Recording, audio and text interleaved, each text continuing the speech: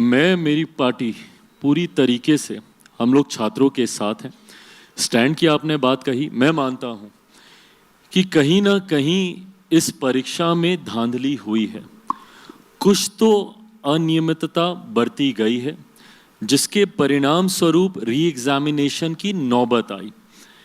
Concern इस बात को लेकर और ज़्यादा बढ़ जाता है कि जब आप एक ही परीक्षा को 2 बार कराते हैं और जब आप दूसरी बार कराते हैं तो सर्टेन सेक्शन ऑफ बच्चों के लिए आप कराते हैं, आप पूरे उसके लिए आप दोबारा नहीं कराते, आप एक समूह के लिए आप दोबारा कराते हैं।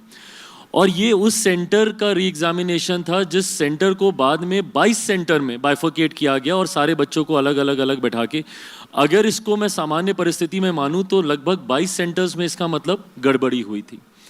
ऐसे में बीपीएससी की ये नैतिक जिम्मेदारी बनती है कि किसी भी बच्चे को कोई भी एडवांटेज ना मिले और सबके पास इक्वल प्लेइंग लेवल ग्राउंड हो, उसके लिए सारी परीक्षा दोबारा कराई जानी चाहिए थी। ये जिम्मेदारी बीपीएससी की बनती है।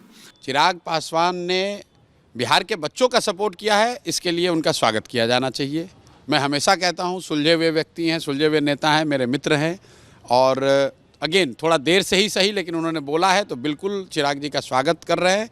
और ये कहीं ना कहीं अब आप लोगों को एनडीए के घटक दलों को पूछना है कि भाई अभी तक तो विपक्ष बोल रहा था, अभी तक तो प्रशांत किशोर बोल रहे थे, अभी तक तो बच्चे बोल रहे थे, अब तो भारत सरकार में मंत्री, केंद्र में और राज्य में आपके सहयोगी दल के नेता बोल रहे हैं कि बीपीएससी के परीक्षा में अनियमितता हुई है, धांधली हुई है और री एग्ज़ाम होना चाहिए।